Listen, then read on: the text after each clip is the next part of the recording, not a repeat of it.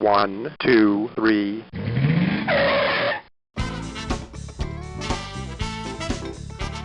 Bem-vindo ao Paladar Distinto, seu podcast de gastronomia.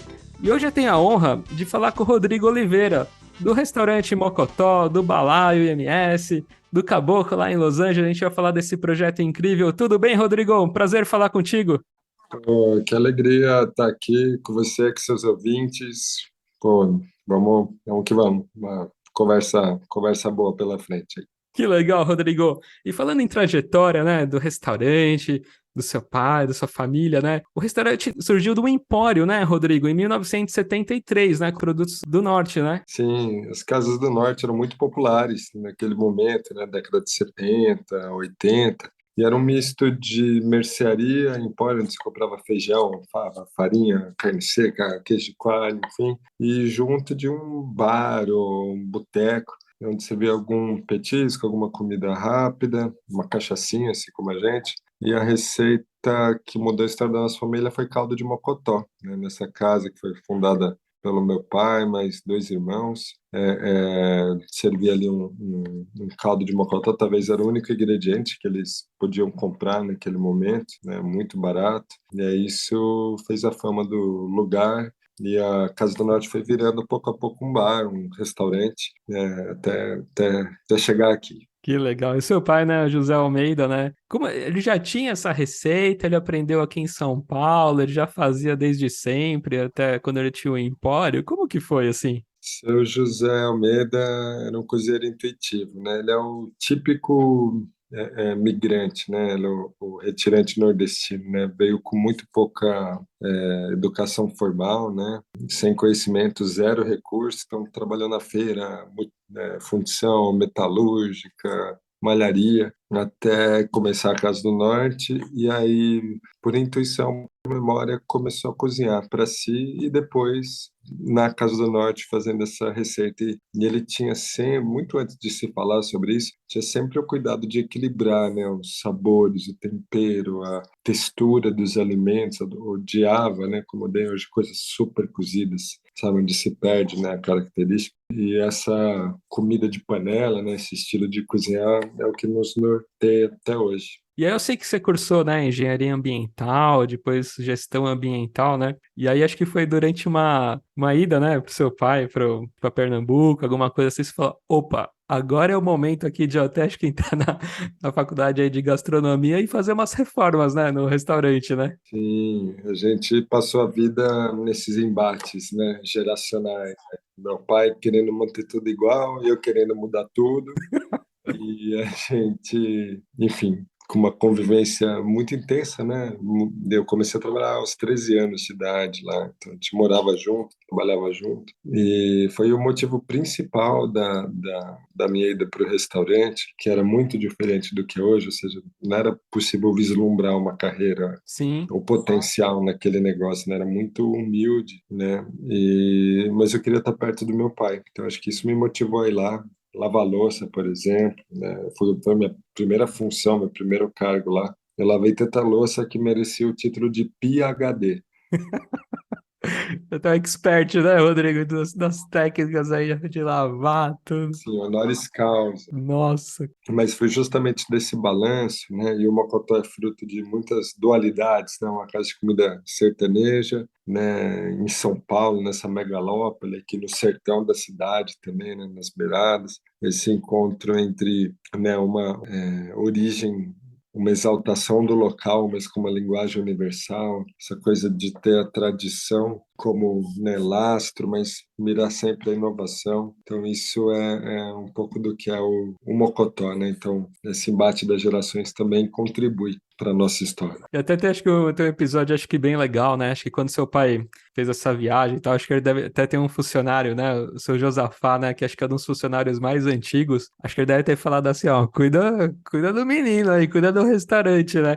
E até o seu Josafá, quando você acho que começou a fazer algumas reformas, ele falou, ih, caramba, será que vai dar certo? Esse daí ele ficou preocupado, né? Até vi uma entrevista dele falando e uma história super legal, né? Porque acho que até ele era um dos frequentadores, né? Do Empório, tudo. Ele trabalhava um pouquinho longe, assim. Acho que seu pai, né? Pela amizade também, a gente fizeram um convite, né? Pro seu Josafá. Falou, seu Josafá. Ele também morava, acho que próximo, quer trabalhar aqui com a gente, né? Acho que são mais de 40 anos, né? Do seu Josafá, né? E o Josa completou em agosto agora, 42 anos de casa, um patrimônio do Mocotó, né? Das pessoas que personifica a casa e conta muito de como a gente se entende, né? Porque um restaurante serve para nada além de restaurar. É Sim. isso que deveria ser um restaurante, um lugar de restauração, onde as pessoas saem dali melhores do que entraram. E a gente entende que as pessoas que fazem o mocotó não são só as que vão comer lá, né? Mas especialmente as pessoas que trabalham ali. A equipe, né? Também os fornecedores e também a comunidade, nosso entorno. E se a gente é capaz de restaurar uma pessoa, né, qualquer uma dessas pessoas, a gente entende que sim, né, que as nossas relações podem ser sempre engrandecedoras, então a gente pode, talvez, restaurar uma comunidade. Com certeza. Depois a gente vai falar do projeto, né, social, que é, poxa, sensacional. E até aproveitando esse gancho, né, Rodrigo, acho que até uma fala da sua esposa, né, até eu vi uma história você contando, da Adriana Salai, que acho que você estava num grupo de estudos, né, com o Carlos Doria, tudo assim, aí veio essa pergunta, né, o que que é o restaurante? E aí você começou a falar assim, super, né, fez o que, pô, restaurante e tal, não sei o que, ela falou, acho que não é isso não. O restaurante tem a obrigação de, quando a pessoa entra, né, de ela sair melhor, né, de ser justamente se restaurar, né, isso é muito legal, né? Sim, e você pode restaurar de muitas formas, né?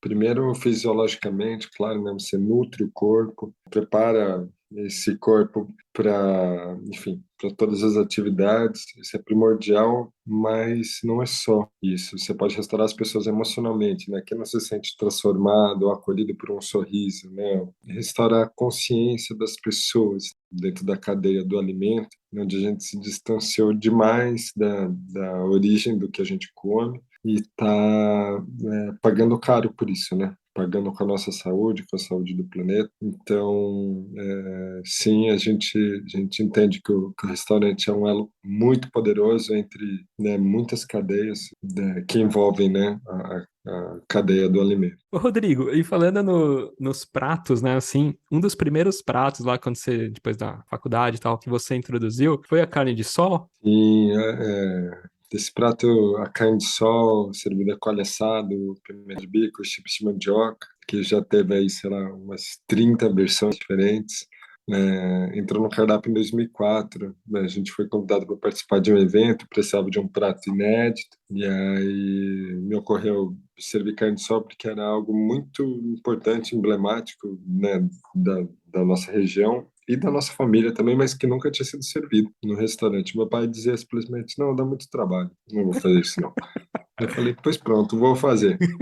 E aí ele nasceu tal e qual é hoje, né, com esses mesmos elementos. Sim. E aí ele foi evoluindo ao longo do tempo, né, nos seus preparos, nas suas formas, no jeito de apresentar, mas na essência, né, esse prato de 2004 continua sendo nosso best-seller, assim. Ah, e Rodrigo, não poderia deixar de perguntar, né, um dos, né, criações suas aí icônicas, né, que é o dadinho de tapioca, né, que até acho que foi uma amiga, né, Rodrigo, que deu a sugestão, falou, ensinou tal a receita, aí acho que ele ficou um pouco mais duro tal, assim, né, e daí que surgiu, né, não deu muito certo no início, falou assim, será, né, foi mais ou menos assim? Era um bolinho de tapioca, né, levava ovos, queijo Minas, era boleado, tipo, uma receita maravilhosa, mas muito melindrosa. E um dia preparando essa receita, tive que parar para fazer outra coisa na cozinha, perdi o ponto da massa. E aí, furioso, ia jogando essa massa fora, e quando eu olhei para aquela placa, ela falei: puxa, e se eu cortasse, né, como uma polenta, será que não daria certo? Comecei a servir uns palitinhos, que eram muito mais fáceis de fazer do que, né, os bolinhos, você tinha que olhar muito rápido, em um tempo muito curto. Aí deu certo, foi um sucesso. E aí uma outra amiga visitando a casa falou: olha, muito bom isso, delicioso, mas se eles fossem menores, seria melhor se eu cortasse como uns palitinhos, assim, bem fininhos. Se eu cortar como uns palitinhos, eles vão se quebrar todos. Mas ela tem razão, se fosse menor a gente ia ter mais superfície, ele seria mais crocante. Daí comecei a cortar nos quadradinhos, aí eu pensei, puta, não dá para chamar um quadradinho de bolinho, né? Aí pensei, puxa, dadinho, né? Dadinho de tapioca. E Olha. aí a receita, enfim, ganhou o Brasil, ganhou o mundo e eu fico super orgulhoso de ver, né, reproduzida, né, em contextos assim muito variados, né? Outro dia estava no supermercado e vi lá, né, na gôndola de congelados, dadinho de tapioca sabor carbonara. Eu falei, Nossa. nossa, chegamos lá. Caramba, carbonara.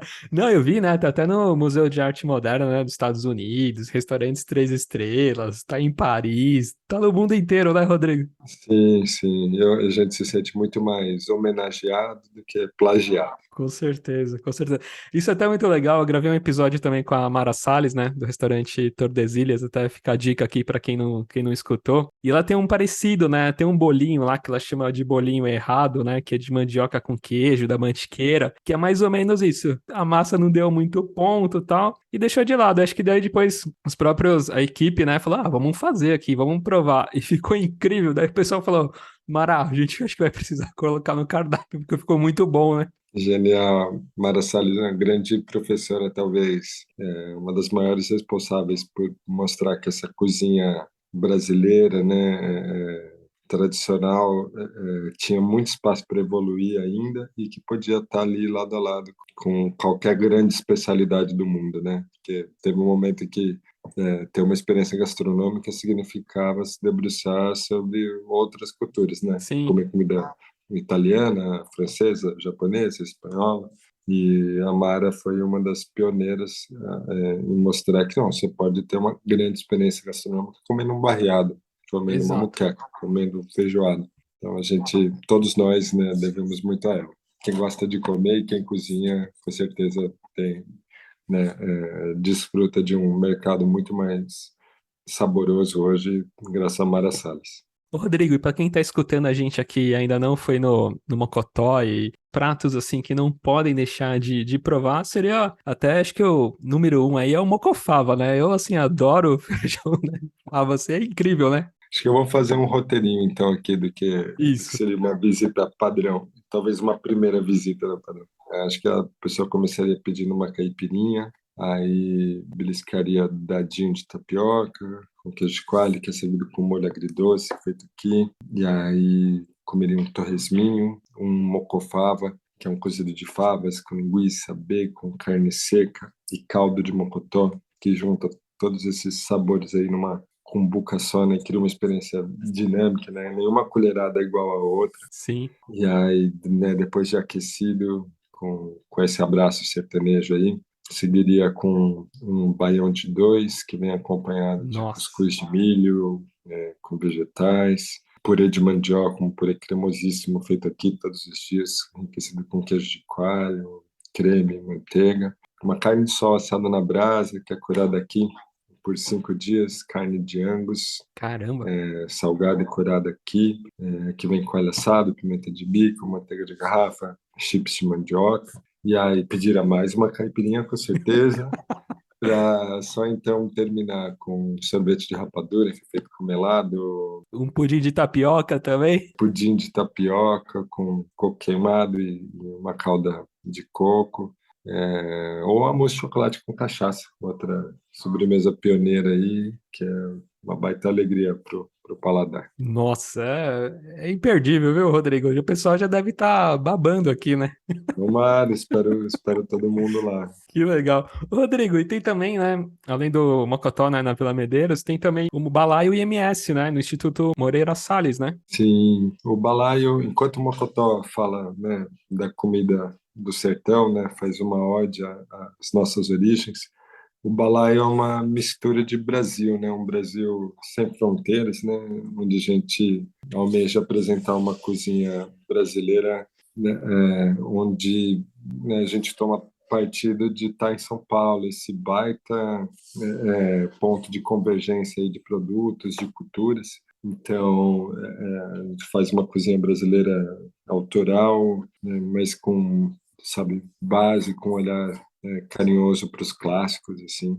Então, e está dentro de um contexto extraordinário que é o Instituto Moreira Salles, um lugar que, como a gente, né, propõe, né, uma experiência de excelência, mas com inclusividade, né, inclusividade verdadeira. Então, todas as mostras ali que tem um nível incrível, um time de curadoria de padrão internacional. Então, eles fazem ali, enfim, uma seleção de grandes exposições, sempre gratuitas, abertas ao público em geral. E aí a gente tem um restaurante no térreo e um café no quinto andar. Que legal, que bacana. Quem estiver passando ali também na região da Paulista já faz uma parada lá, né? E também tem os cafés, né? Tem também no mercado de Pinheiros, né? Tem no Mercado de Pinheiros, no Shopping D, em Guarulhos. E eu vou contar em primeiríssima mão aqui. Ô, louco, que prestígio. Estava aguardando para você. Uma casa nova na Zona Oeste, mas ainda não vou falar o bairro, mas com certeza não é nenhum dos lugares óbvios aí. Então aguarde que tem novidades da família Mocotó a caminho. Que legal, que bacana. E um projeto incrível também, que é um restaurante caboclo lá em Los Angeles, né? Sim, sim. O Caboclo é fruto de uma jornada aí de mais de 5 anos, né, de conversas, de projetos, de obras, tal, com a pandemia no meio, mas que está completando 1 ano em setembro agora, de Olha, 2022. Vamos lá celebrar, né, em grande estilo, cozinhando com chefes locais, mas falando, né, do conceito desse restaurante, né, ele quer levar a brasilidade para os Estados Unidos, para a Califórnia, mas sem deixar de olhar para os produtos, né, incríveis que tem ali na região, um celeiro de grandes produtores rurais, tem uma baita diversidade, um nível de excelência altíssimo. Então a gente procura, né, fazer uma cozinha brasileira autêntica, né, sem concessões, mas que, por coerência, né, usa o que tem de melhor disponível no mercado ali, o que faz com que seja uma cozinha brasileira também particular, sim. que dialoga ali com o mercado local, com a cultura local. Então está sendo um processo muito, muito grande de aprendizado, e desafiador e divertido, sobretudo. E até parece, né, Rodrigo, acho que no início, né, acho que é um grupo, né, um grupo lá de investidores, né, no mundo aí da restauração também, te convidou, né, você até no começo foi meio resistente e tal, mas depois quando você viajou pra lá e viu um dos restaurantes dele, assim, as operações, né, restaurante gigante, falando, nossa, pessoal, não é de brincadeira não, né, deve ser muito bacana, né? Sim, um nível de excelência altíssimo mesmo, operações muito controladas, assim, um nível de maturidade de gestão tremendo, todas com uma linguagem muito original. Então, visitava casas, né, dentro desse grupo, né, de chefes variados e via coisas que eu nunca tinha visto em lugar nenhum do mundo. E Olha, pensava, puxa, além de trazer e poder contribuir, né, com o mercado local, levando, né, essa linguagem brasileira para além do steakhouses, né, que eles chamam as churrascarias lá, que são um modelo de muito sucesso, a gente vai ter a chance de aprender e trazer muito know-how para cá. e eles têm restaurantes variados, assim, de meio fine dining, o estilo, assim, são variados que eles têm lá? Sim, de restaurantes fine dining, a restaurantes de museus também, Olha. redes de fast food. Então, é uma chance de ter contato com um grupo que trabalha formatos variados, mas que leva excelência para todos eles. E tem um chefe brasileiro, né, que é super amigo seu que comanda lá, né, o Caboclo, né? Sim, é o Vitor Vasconcelos, que não por acaso é o marido da pessoa que me ensinou a fazer o bolinho de tapioca, que é a grande chefe Adriana Sims, também. Eles, né, a família, junto com a Suzy, a filha do casal, já estão lá há 4 anos, trabalhando exclusivamente nesse projeto. Que bacana. E tem, né, um dos menus, assim, é um arroz negro lá com lagosta, né, que acho que é um dos pratos, né, o carro-chefe lá, né? Sim, e é um prato que usa, né, o Forbidden Rice, que é um arroz local lá, um arroz negro maravilhoso, com lagosta, que também é um símbolo lá daquela cozinha, mas servido cozido à nossa maneira, e servido com molho de moqueca, que te transporta imediatamente para o Brasil. A gente usa, né, essa coisa de fazer receitas locais com produtos brasileiros e o contrário, receitas brasileiras com produtos locais. Locais, caramba, que legal. Caso do Mocofava, por exemplo, onde a gente usa os feijões de uma fazenda chamada Rancho Gordo, que é especialista em feijões, faz alguns dos melhores feijões que eu já comi na vida. Nossa, Então, não faria sentido ter todo o trabalho para transportar fava, deixá-la meses, né? sim. Entre sair e chegar lá, sendo que a gente pode ter um produto local extraordinário e ainda o mesmo gosto de Brasil, sabe? E até o Alex acho que fez uma galinhada lá também, teve uma oportunidade, né? O pessoal também deve ter adorado, né? E tive a honra de cozinhar com o Alex lá no Caboclo, fazendo a saudosa galinhada que ele servia no Dalvidito, né? Ô, Rodrigo, e você tem também um projeto de alguns itens orgânicos, né? No interior de São Paulo, né? Com a sua esposa, né? Com a Adriana, né? Que é o sítio Mulungu, né? Sim, sim, é uma propriedade que a gente, né, assumiu há 2 anos, que está certificada orgânica, onde a gente vem aprendendo muito, né? E a ideia não é ser autossuficiente, a gente não tem essa ilusão nem pretensão, mas sim adquirir um vocabulário suficiente para que a gente consiga dialogar com quem realmente faz comida, né? Que são agricultores, pescadores, produtores diversos que são as pessoas que estão ali cuidando da terra e garantindo, né, a nossa saúde e a saúde do planeta, né, diretamente. Ô, Rodrigo, muito legal outros projetos também de criações, né? De consultorias, né? Você fez um projeto muito legal, né? Para Air France, para KLM também, né? Você faz ainda assim esses tipos de projetos, se alguma empresa solicitar? Gabriel, muito legal você tocar nesse assunto agora, né, porque a gente está retomando, né, depois de 2 anos de pandemia, né, essa parceria com o KLM, que faz parte do grupo, né, da Air France, onde a gente faz todos os menus dos voos saindo de São Paulo e Rio de Janeiro para Amsterdã, então levando brasilidade pelos ares aí para uma empresa, né, que leva a sério hospitalidade e gastronomia. Então, e é uma realidade muito particular, com muitas peculiaridades essa do catering aéreo, né? Tem um Sim. nível de responsabilidade logística tremendo e como garantir que, né, o passageiro tenha uma boa experiência a bordo com toda a segurança dentro de sabe, orçamento viável, de uma logística viável. É um desafio muito interessante e a gente está retomando nesse momento, né, os projetos pós-pandemia, então estamos muito animados. Que bacana, é o que você falou, né? Não é fácil, né, Rodrigo? Porque você tem que pensar, além da criação, você tem que pensar o que que é fácil ali para as pessoas também,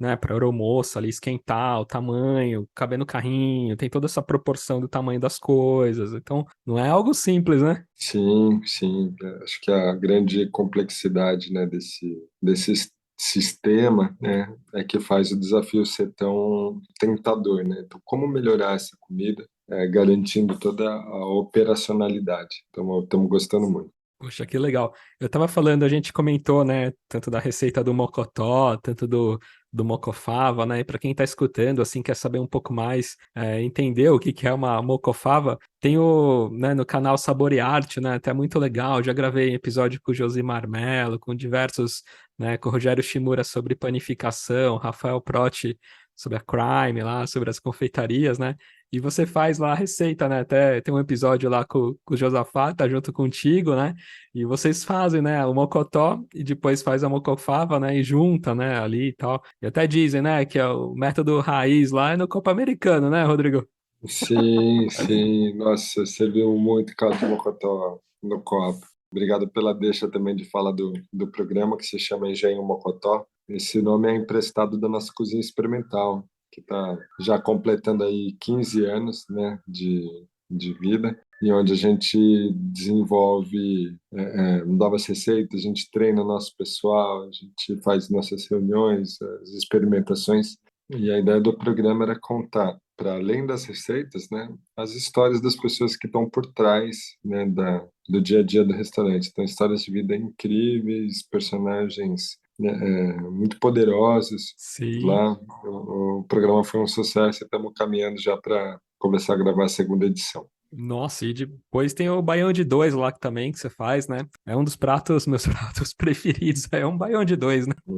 Demais. Feijão com arroz, né? Essa é uma combinação que tem a cara do Brasil, gosto do Brasil. Ô, Rodrigo, e falando de programas tal, o maior sucesso e super legal é o Iron Chef, né? Que acabou de estrear, né? Também tá super incrível, né? O programa. Tive a oportunidade também de gravar com o Lohan, né? Que, nossa, é uma pessoa, sou muito fã dele, da história dele. E uma pessoa genial, né? Além de genial, também super humilde, super bacana, né?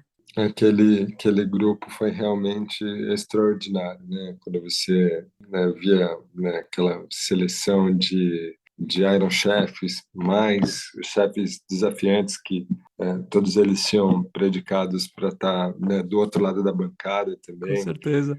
E aí coloca Rosa Moraes, mais Lohan Sodor no júri, né, com convidados, né, de nível altíssimo, como Alex Atala, por exemplo, Sim. ou no meu caso, que tive o prazer, né, de cozinhar para o Whindersson Nunes, foi uma experiência incrível. Nossa, muito legal. Gravei também com o chefe, né, com o Thiago Castanho, com o Gustavo, né, da equipe dele lá do Lobozó também. E muito bacana, né? Então esse episódio foi com a Ieda, né? Falando, nossa, que bacana, né? Ieda também foi um trabalho incrível, né? Linda. E desafio, né? O desafio lá do bode, né? Poxa vida, ficou, né? Tanto ela, você também correndo lá para as receitas, né? Sim, é uma dinâmica realmente que te testa, né? Em Sim, muitos sentidos, né? Não só capacidade técnica, mas frieza, né? Criatividade. E tanto eu quanto a Ida não fomos escolhidos à toa para esse tema, né? A gente tem familiaridade com o produto e a gente propôs um menu inventivo, né? Tanto eu quanto ela, a gente fugiu dos óbvios, né, das abordagens óbvias. Acredito que daria um belíssimo sarapatel juntar o meu menu com o dela. Estamos conversando da gente se juntar para servir esse menu. com certeza. Você fez lá carne de sol, né? Tudo. E, nossa, e a sobremesa, né? Lá da paçoca de bode com coalhada fresca, né? Sorvete de caju e mel de uruçu. Caramba. Estamos servindo essa sobremesa aos finais de semana. Tem sido um sucesso. Nossa, caramba, que legal. Não, muito, o programa tá, assim, sensacional. Vale a todos aí para assistirem. E eu não poderia deixar de falar, né? A gente tava falando no começo, né, que sobre os projetos, sobre também restauração da comunidade do entorno, né? Que você contasse um pouquinho mais aqui também para quem tá escutando do projeto Quebrada Alimentada, né? Que ajuda diversas famílias. Costumo dizer que não é um projeto, né? É uma ação, porque a gente simplesmente começou fazendo, não projetou nada, não planejou nada e começou a ajudar as pessoas que estavam ao nosso entorno. E a Adriana me corrige, ela é bem mais sabida que eu. Ela diz que foi uma reação, né? Não uma ação, uma reação à calamidade que a gente sabia que ia se instalar e que quem sofre primeiro é quem mais sofre no cotidiano, né? Obviamente se enganou, né? Quem falou no começo da pandemia que, né, essa doença ia nos igualar. Muito pelo contrário, depois de mais de 2 anos aí de crise, a gente vê que as diferenças só aumentaram. Então, aliviar um pouco a dor dessas pessoas que já têm tão pouco e que muitas vezes perdem tudo em situações assim, sem ter, né, a ilusão de que a gente resolve dessa maneira o problema da fome, que vem do problema da desigualdade, que é estrutural mesmo, né, da nossa sociedade, mas a gente dá uma dose de esperança, uma porção de dignidade para essas pessoas, para que elas continuem lutando, né, para que elas continuem esperançando. Aí começou com, né, o serviço de refeições, marmitas, e logo depois, né, em março ainda começou a entregar cestas básicas. Então a gente segue hoje ainda atendendo centenas de famílias, né, com cestas básicas e servindo, né, até hoje, acho que já somam 80 mil refeições quentes. Nossa. Nunca falhamos um dia daqui, desde março de 2020, com a ajuda de incontáveis parceiros, pessoas físicas, né, fornecedores, chefes, colegas, né, grandes personalidades aí que estenderam a mão e somaram forças para atuar aí.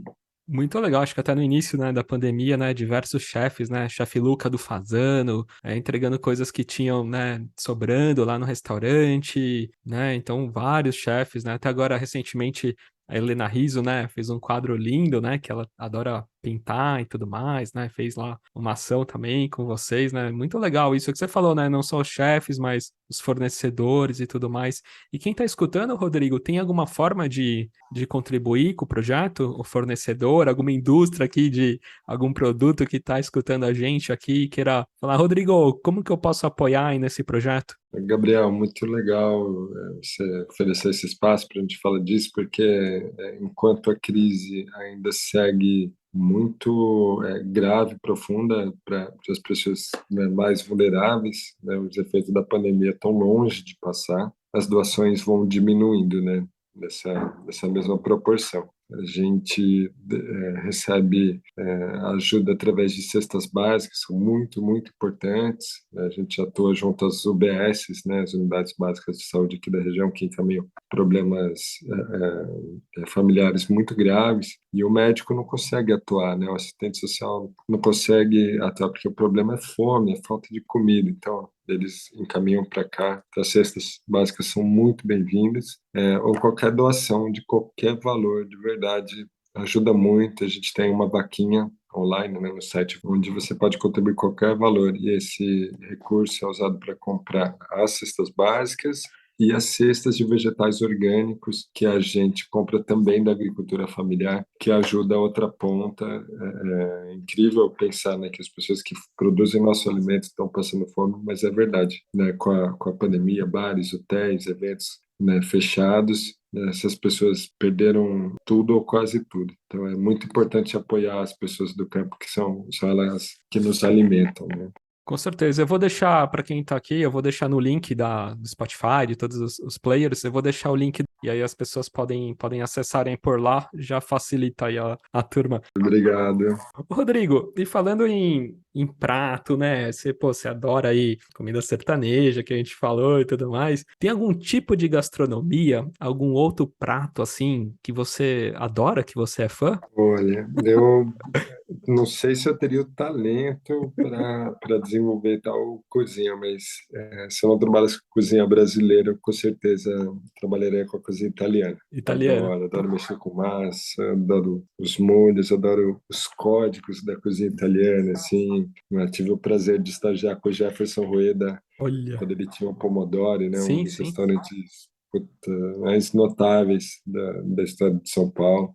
Depois a Tássia assumiu, né, depois da saída dele, mas foi uma escola de cozinha, de vida, de restaurante, de excelência. Então, acho que deixou uma marca a ponto de ser uma das coisas que eu adoraria desenvolver, esse repertório de cozinha italiana. Eu gravei um episódio muito legal com o Marco Renzetti, do Fami. Ele conta também a história dele, né? Autodidata também. Foi muito legal ele contando a experiência dele, né? Na Bolívia, lá, que fazia massa da Bolívia e a temperatura da água, né? Que a água ferve é diferente. E uma trajetória muito, muito legal lá do Marco Renzetti. Também fica a dica aqui para quem quer escutar esse episódio.